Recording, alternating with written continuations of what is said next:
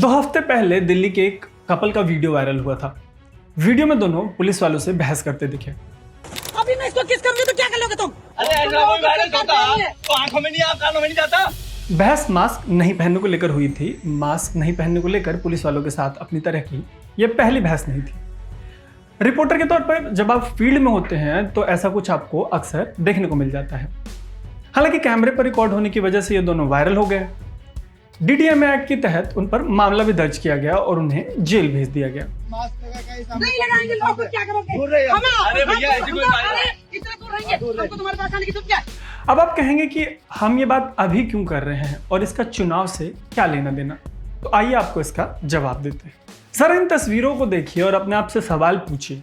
सवाल ये है कि अपनी निजी गाड़ी में बैठे 2 लोग अगर मास्क नहीं पहनने के जुर्म में जेल जा सकते हैं तो देश का नेतृत्व करने वाले इन लोगों पर कौन सी धाराएं लगनी चाहिए।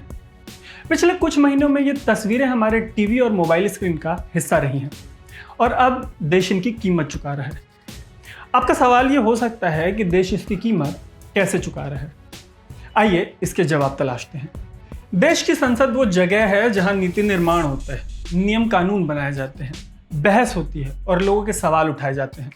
ऐसे में देश चलाने के लिहाज से संसद सबसे अहम जगह होती है। हम एक असामान्य दौर से गुजर रहे हैं और इसी असामान्य दौर का हवाला देते हुए पिछले साल संसद के शीतकालीन सत्र यानी विंटर सेशन को रद्द कर दिया गया।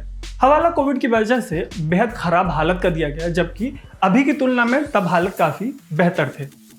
तब इस पर कोई बहुत बड़ी बहस नहीं हुई, लेकिन इसके थोड़े दिनों बाद जब चुनावी कैंपेन्स शुरू हुए तो ऐसा लगा जैसे देश से कोविड गायब हो गया हो। प्रधानमंत्री नरेंद्र मोदी से लेकर गृह मंत्री अमित शाह समेत भाजपा के कई दिग्गज मंत्री और नेता रैलियों में लाखों की भीड़ के बीच दिखे। राहुल गांधी और ममता बनर्जी से लेकर देश का लगभग हर नेता ज्यादा से ज्यादा भीड़ जुटाता दिखा। यह सब ऐसे समय में हो रहा था जब कोविड के मामले बिजली की रफ्तार से बढ़ रहे थे। बावजूद इसके रैलियां जारी रहीं। देश के सबसे बड़े पद पे बैठे पीएम नरेंद्र मोदी ने संभवतः दबाव में आकर यह फैसला लिया कि वो अंतिम चरण की रैलियों में शामिल नहीं होंगे। इसके बावजूद उनके पार्टी से लेकर विपक्षी पार्टियों के नेताओं ने भारी भीड़ खींचना जारी रखा। इस बीच राष्ट्रीय राजधानी दिल्ली में लोग सांस लेने को तड़पते रहे। सबसे ताजा मामला शनिवार को दिल्ली के बत्रा हॉस्पिटल में दर्जन भर लोगों की जान जाने का है।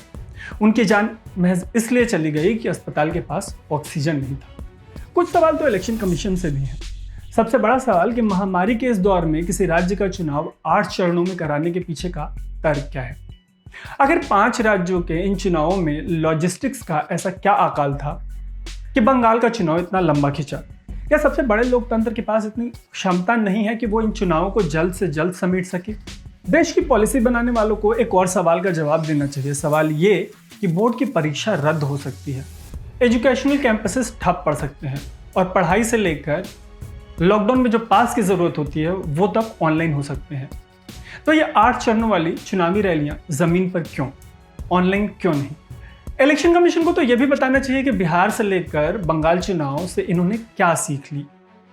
क्या आगे भी सुपर स्प्रेडर इवेंट साबित हो रहे ऐसे चुनाव जारी रहेंगे? सुपर स्प्रेडर इसलिए क्योंकि कोलकाता में जिनका कोविड टेस्ट हो रहा है उनमें से हर दूसरा व्यक्ति पॉजिटिव पाया जा रहा है। केरल से तमिलनाडु तक कोरोना का विस्फोट हो गया है। इन 5 चुनावी राज्यों में 1 अप्रैल से 14 अप्रैल के आंकड़े इसकी गवाही देते हैं। इस अवधि में बंगाल में 420%, असम में 532%, तमिलनाडु में 159%, केरल में 103% और पुडुचेरी में 165% कोरोना के मामले बढ़े। इन 5 राज्यों में औसतन मौतों में 45% तक का इजाफा हुआ। इन्हीं वजहों से शायद मद्रास हाईकोर्ट ने इलेक्शन कमीशन को बेहद तीखी बातें सुनाई। मद्रास हाईकोर्ट ने 26 अप्रैल को कहा कि चुनाव आयोग पर संभवतः मर्डर का मामला दर्ज होना चाहिए। इस टिप्पणी के खिलाफ पूरी फुर्सत निकालकर इलेक्शन कमीशन सुप्रीम कोर्ट गया है। उम्मीद ये है कि इतनी ही फुर्सत आगे के इन सुपर स्प्रेडर इलेक्शन रैलियों को रोकने के लिए भी निकाली जाएगी। अगर नहीं निकाली गई तो हालात और बदतर होंगे इसलिए कह रहे हैं क्योंकि देश को 16 साल बाद मदद के लिए अपनी झोली फैलानी पड़ी। 16 साल पहले पूर्व पीएम मनमोहन सिंह ने घोषणा की थी कि अब भारत किसी देश से मदद नहीं लेगा। 2004 की सुनामी के दौरान देश ने किसी से मदद नहीं ली। 2005 में कश्मीर में आया भूकंप हो, 2014 में कश्मीर में ही आई बाढ़ हो या 2013 में उत्तराखंड में आई बाढ़, भारत ने किसी से मदद नहीं ली। यहाँ तक कि 2018 में केरल में आई बाढ़ के बाद जब यूएई ने आर्थिक मदद करनी चाही तो मोदी सरकार ने इसके लिए मना कर दिया। ऐसे में ये सवाल बनता है कि आखिर 16 साल पुरानी नीति को पलटने की नौबत क्यों आई और आगे ऐसी परिस्थितियां कैसे नहीं आएंगी। कई बड़े वैज्ञानिक कह चुके हैं कि अब ये वायरस हमारे बीच रहने वाला है। दूसरी लहर या यूं कहें कि सुनामी की कल्पना किसी ने नहीं की थी।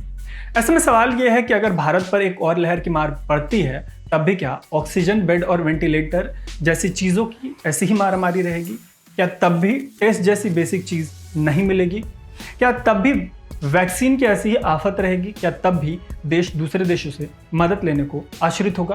क्या तब भी डिप्रेशन में देश के डॉक्टर अपनी जान देने को मजबूर होंगे? क्या तब भी बिना किसी माइग्रेंट पॉलिसी के लगे लॉकडाउन की वजह से लाखों लोग रातों रात बड़े शहरों से पलायन करने को मजबूर होंगे?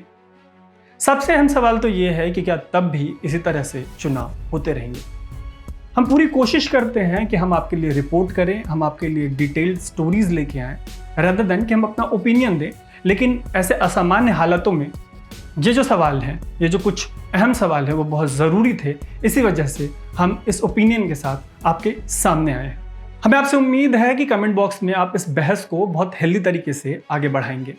आप देख रहे हैं अनकट। मेरा नाम है तरुण।